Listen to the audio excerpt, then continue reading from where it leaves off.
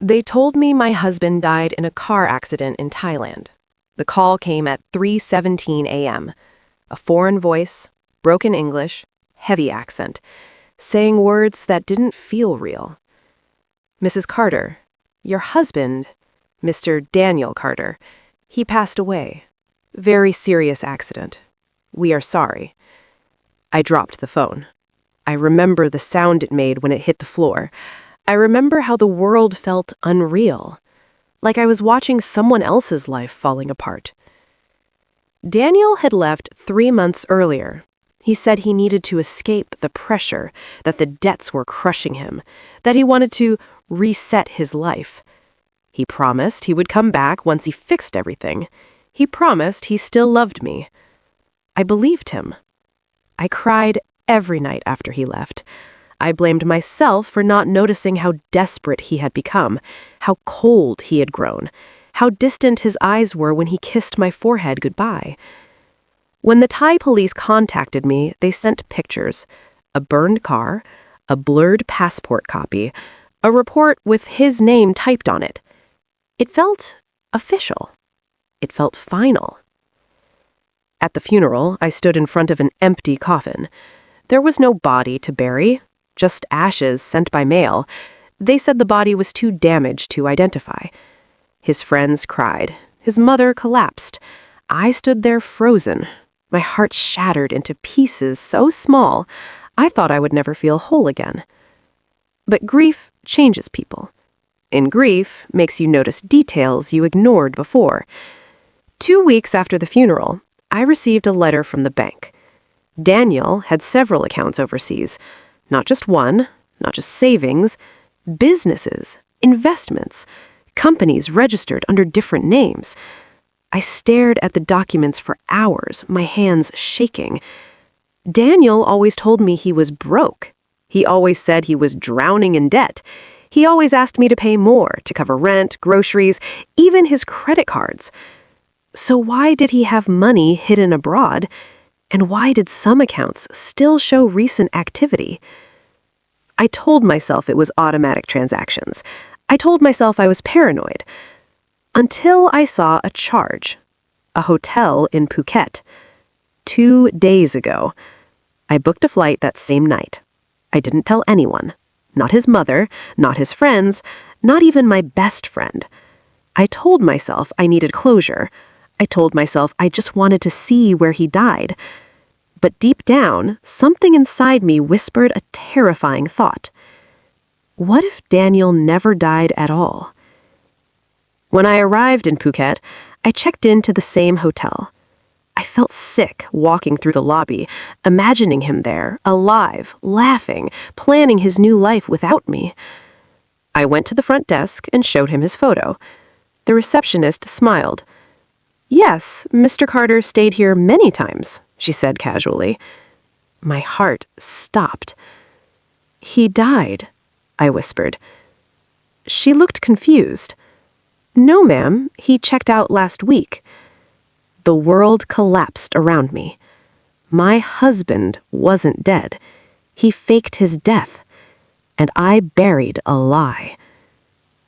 That night, I sat on the balcony of my hotel room, staring at the ocean, realizing the man I cried for was living freely somewhere in this city, with another woman, with my money, with a new identity. And I understood something clearly.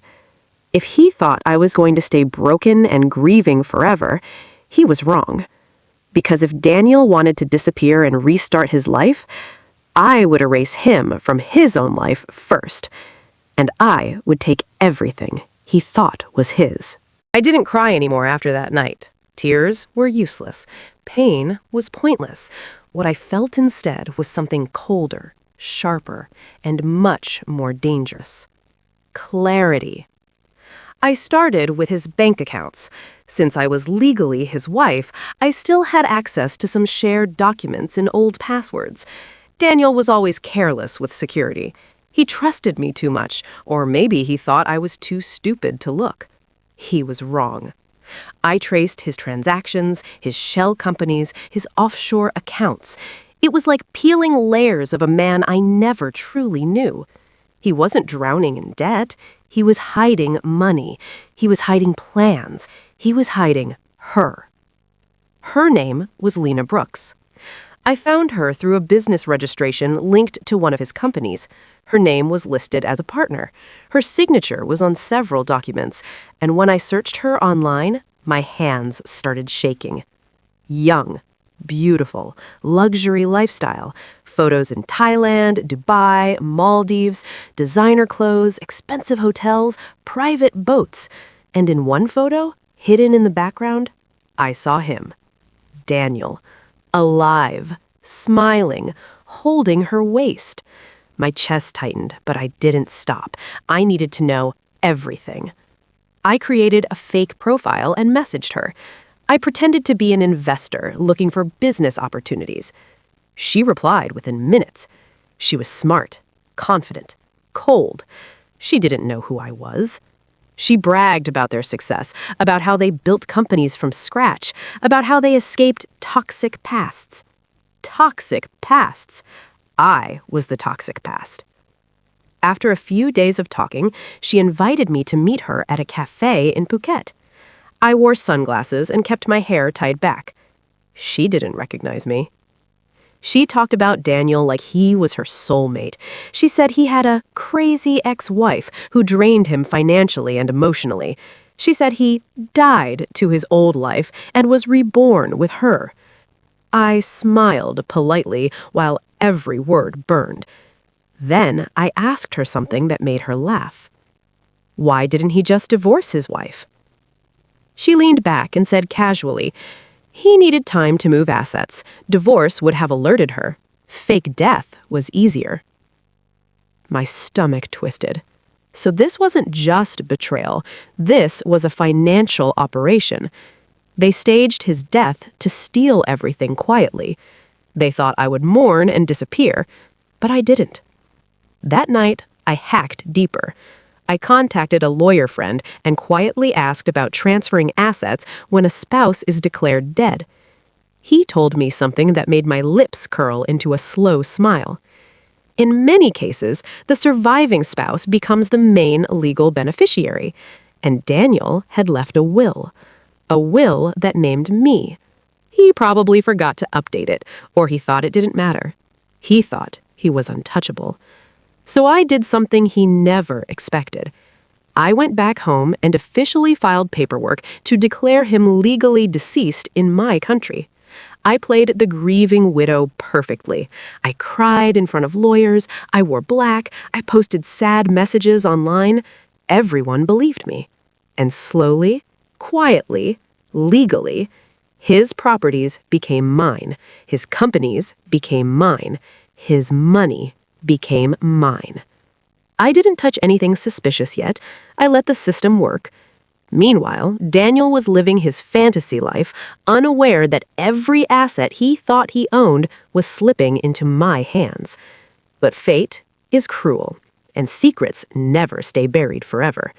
Because 1 month later, Daniel found out I had taken control of everything. And the moment he realized his fake death had destroyed his own empire, he booked a flight back home. I found out through his old email account. Daniel was careless. He never imagined I would dig this deep. He never imagined I would stop being the woman who trusted him blindly. When I saw the flight confirmation, my heart didn't race. It didn't break. It hardened.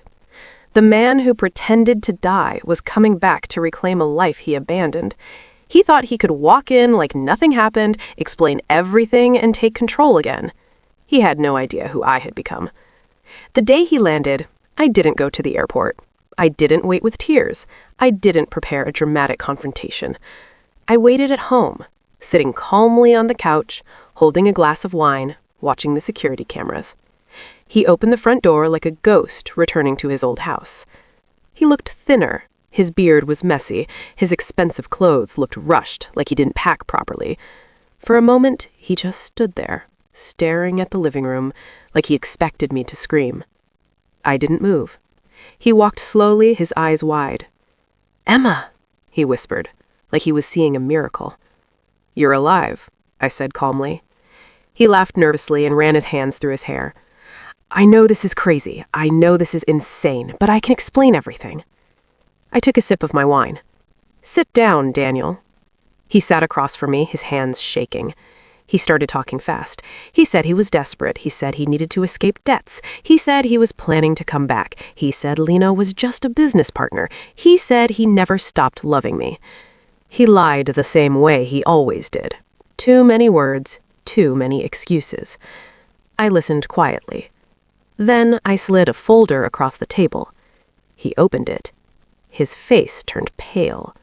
Property transfers, company ownership changes, bank documents.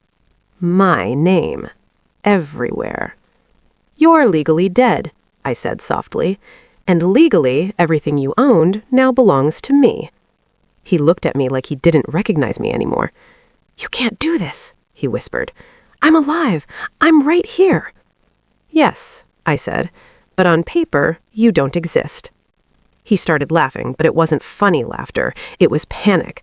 I'll fix it. I'll hire lawyers. I'll explain the situation, fake death, identity theft, whatever. I'll get it all back.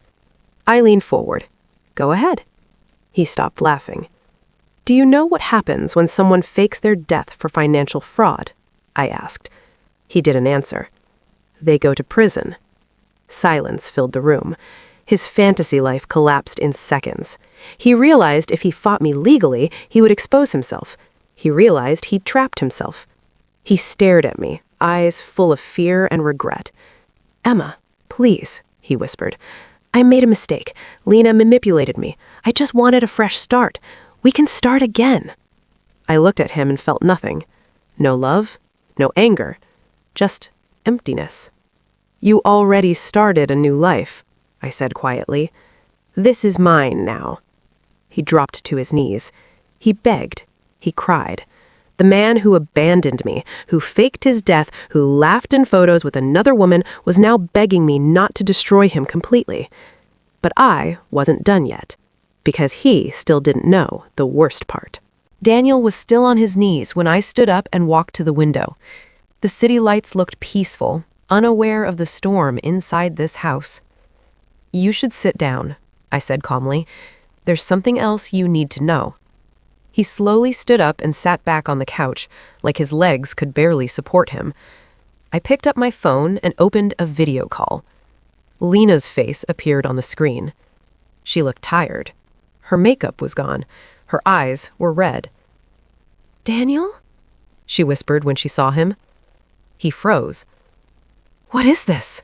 He asked, his voice trembling. I smiled slightly. Say hello to your partner in crime.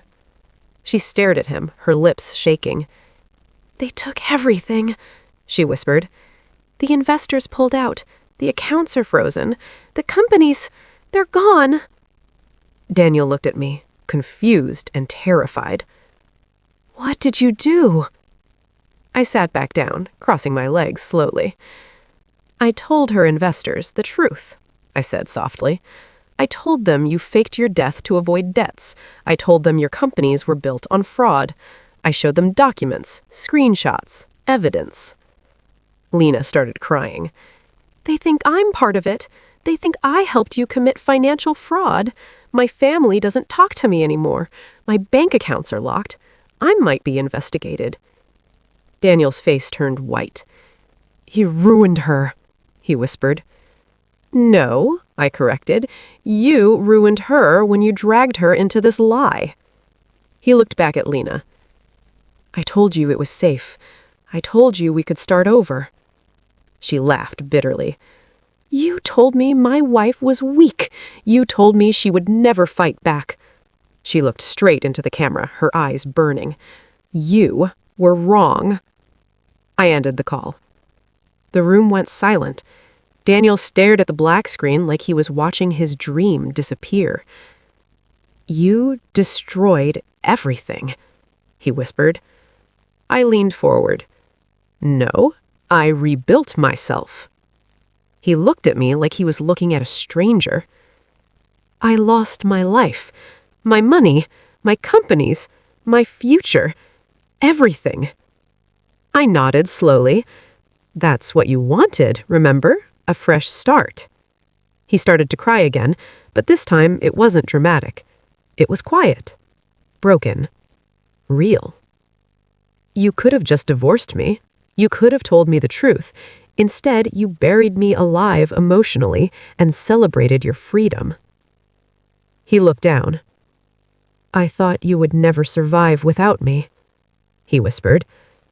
I smiled. That was your biggest mistake. I stood up and walked toward the door. Where are you going? He asked. To file something I should have filed months ago, I said calmly. He stood up fast. Emma, wait, please. We can talk. We can fix this. I don't care about the money anymore. I just want you. I turned around and looked at him. You already had your funeral. This is mine. I left the house that night and went straight to my lawyer. I filed for divorce. But that wasn't the end. Because Daniel still believed he could win me back. He still believed he could manipulate me.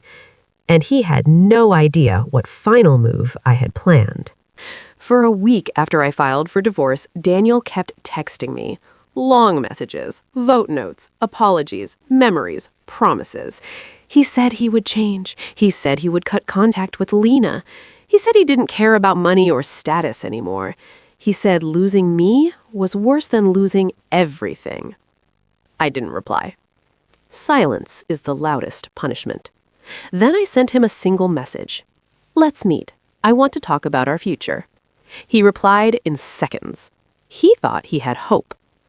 I booked a conference room in one of his former company buildings, the same building he once walked into like a king, the same building where employees feared and respected him, the same building that now had my name on the ownership papers. He arrived wearing a suit, looking nervous but hopeful. He smiled when he saw me. You look different, he said softly. I am different, I replied. He sat across from me, hands folded like a man waiting for a second chance. I've been thinking, I said calmly, about everything, about us, about what we built. His eyes lit up. I know I made mistakes, he said. I know I destroyed everything, but we can rebuild together. I slid a folder across the table. He opened it slowly. At first, he smiled. Then his smile disappeared. Then his hands started shaking. The folder contained legal documents, divorce papers, asset division agreements, a criminal complaint draft, and a letter from a financial investigation firm. You're going to report me, he whispered. That depends on you, I said. He looked at me terrified. What do you want? I want full control, I said.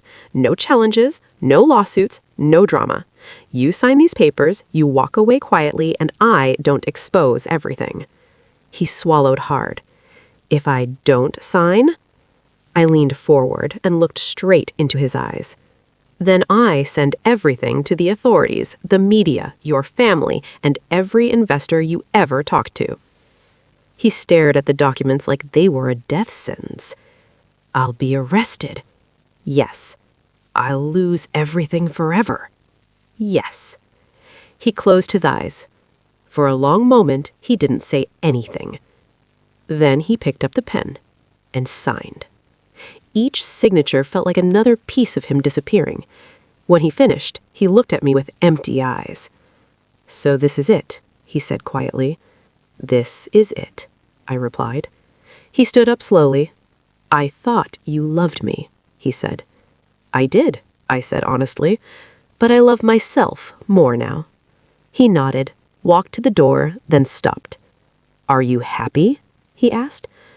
I thought for a moment. Yes, I said. He left without another word, but the story wasn't over, because a few days later, something happened that I never expected. Something that changed how I saw revenge forever. Because a few days later, something happened that I never expected. Something that changed how I saw revenge forever. Daniel disappeared. At first, I didn't care. He signed the papers, he walked away. He lost everything. That was the end, right? But then his mother called me, crying. She said no one had heard from him. She said his phone was off. She said his apartment was empty. At first, I thought he was pretending again. Another escape, another fake life. But something felt different this time. 2 days later, the police called. They found him in a cheap motel on the outskirts of the city. Alive, but barely. He had tried to end his life. I sat in my car outside the hospital for a long time before going in. I thought revenge would feel powerful. I thought it would feel satisfying. I thought it would make me feel whole again. But sitting there, I felt something strange. Not guilt, not love, just a quiet realization. I walked into his hospital room. He looked small, fragile, nothing like the confident man I married.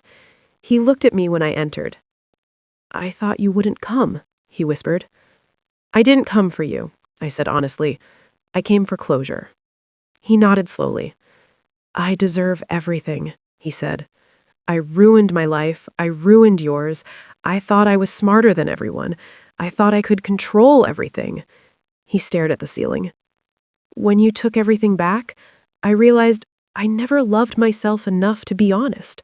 I just ran." I didn't know what to say, so I said nothing.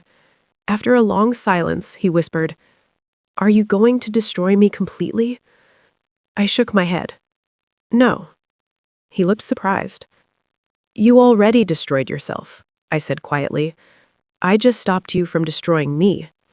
He closed his eyes, tears sliding down his face. "I'm sorry," he whispered. I believed him, but it didn't matter anymore. I walked out of that hospital feeling lighter, not because I won, not because he lost, but because I was finally free. Months later, I sold his companies, paid off all debts, and started my own business. I traveled, I met new people, I laughed again. Daniel went to therapy. He rebuilt his relationship with his family. He never contacted me again. Sometimes revenge teaches people lessons, but sometimes the real victory is walking away and choosing yourself. I lost a husband. I lost a life I thought I had, but I found something more powerful: myself. And if I could go back, I would still do the same thing, because his fake death killed the woman I used to be, and his return gave birth to the woman I am today.